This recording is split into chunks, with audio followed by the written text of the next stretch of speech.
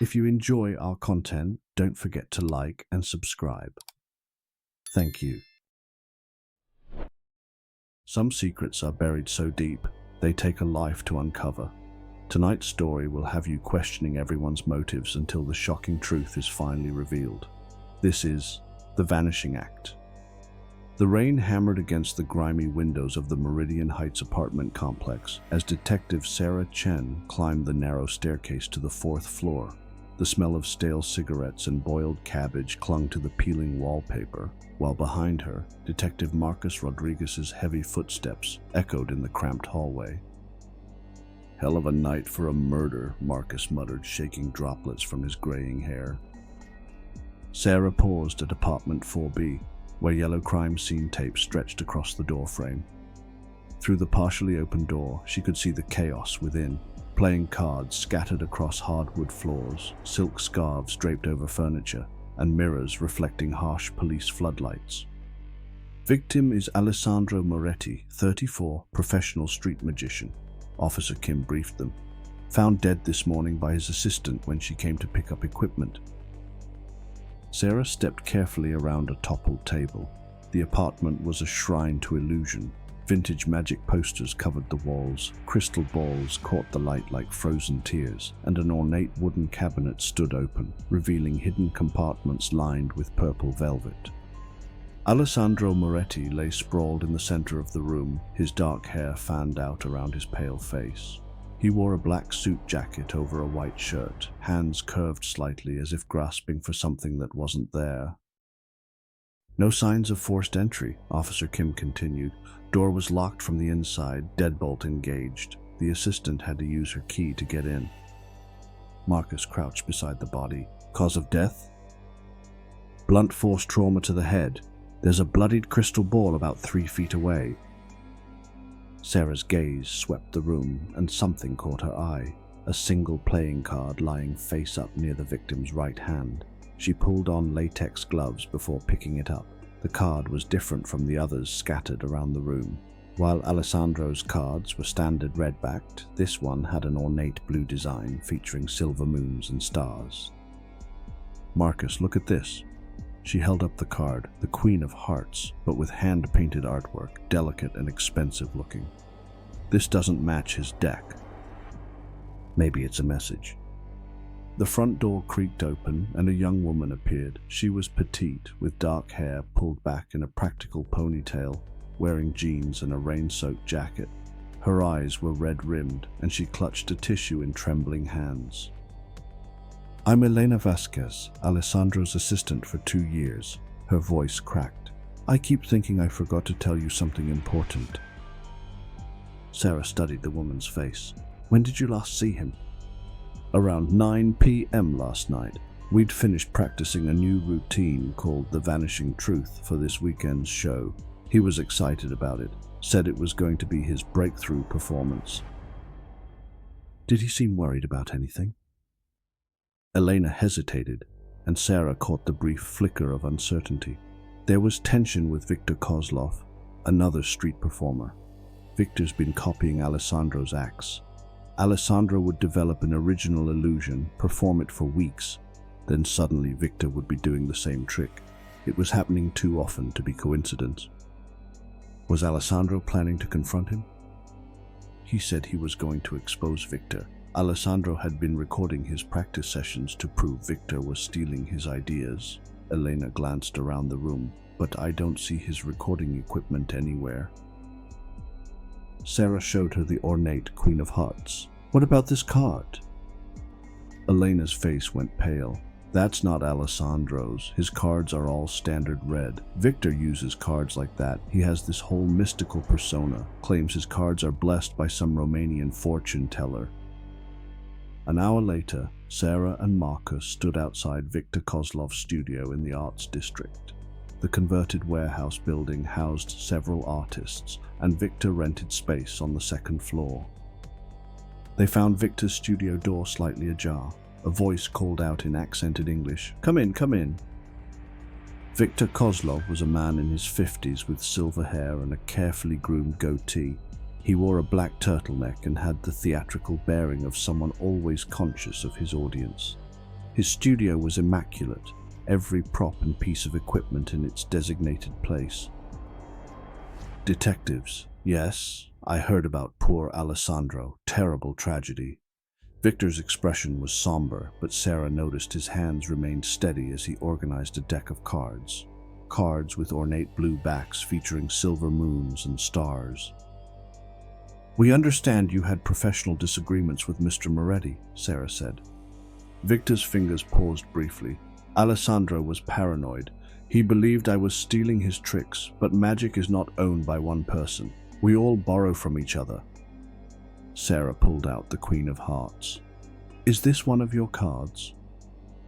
Victor's composure cracked slightly. He reached for the card, then stopped himself. May I? Sarah handed it to him, watching as he turned it over. Yes, this is from my deck, but I don't understand. How did you get this? It was found at the crime scene. Victor's face went through several emotions: confusion, realization, then fear. This is impossible. I had my cards with me all last night. I performed at the Riverside Cafe until nearly midnight. He walked to a cabinet and pulled out a black case. Inside was a deck of cards identical to the one they'd found, but as he fanned them out, Sarah could see that one was missing. The Queen of Hearts, Victor whispered. It's gone. When did you last check your deck? Yesterday afternoon when I was practicing. All cards were there then. Victor's hands shook as he counted through the remaining cards. Someone took it. Someone wanted you to think Who has access to your studio?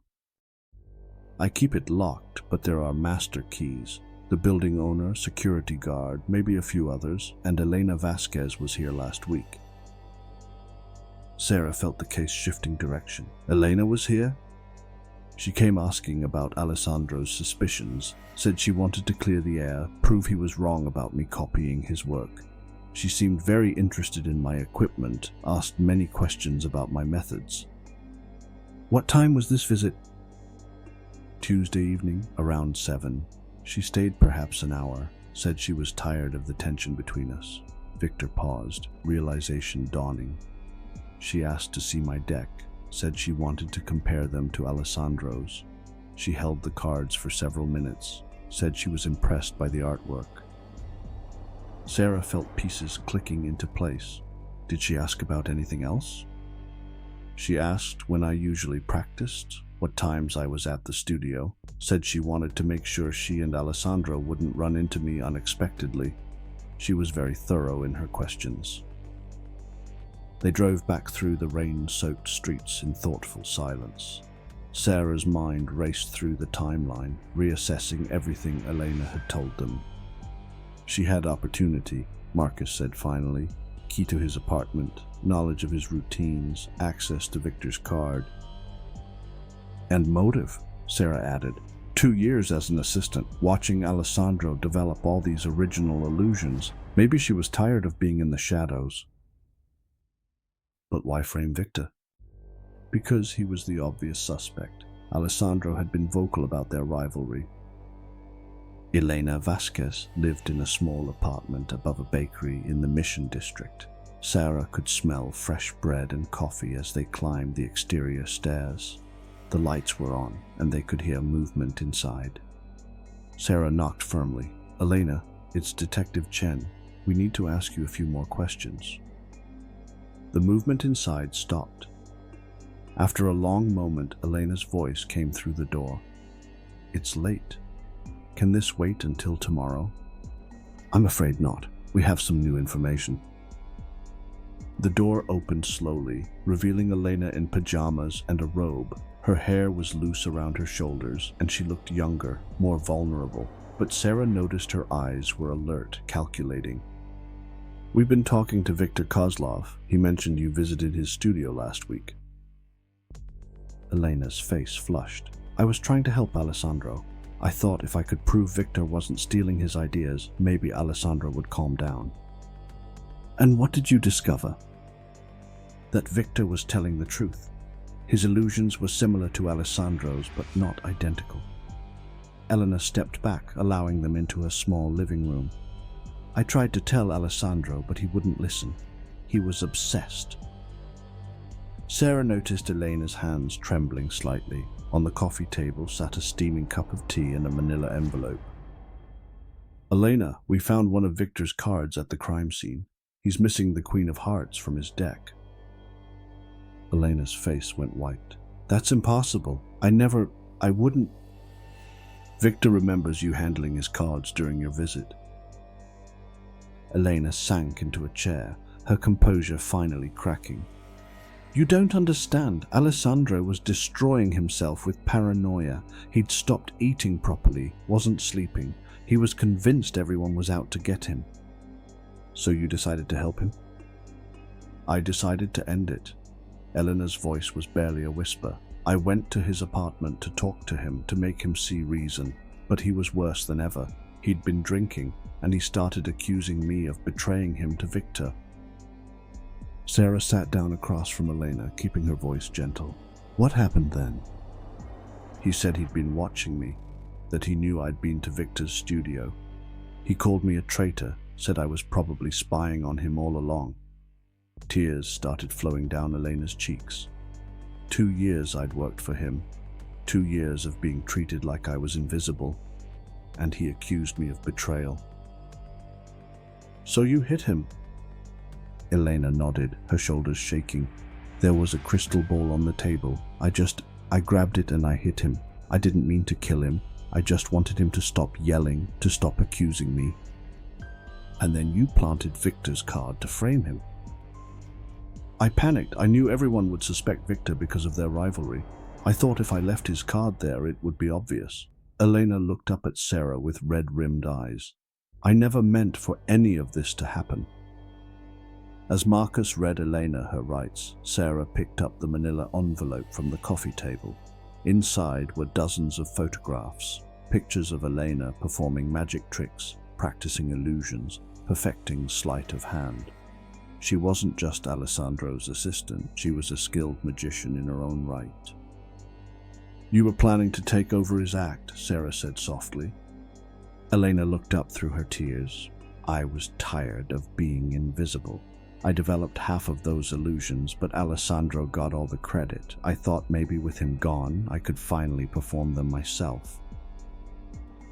But you made one mistake. You assumed Victor would be the obvious suspect, but you didn't count on him having a solid alibi. The greatest magic trick is making people look where you want them to look, Elena whispered. I just didn't do it well enough. As they led Elena away, Sarah couldn't help but think about the irony. A woman who'd spent years making other people's magic possible had tried to make her own problems disappear, only to find that some tricks can't be undone. The rain had stopped, and the first hints of dawn were creeping across the sky. Alessandro Moretti's final performance had been his own death, and his assistant had been the one to bring down the curtain. But like all good magic tricks, the truth had eventually been revealed, and the real secret behind the vanishing act was far more human than mystical.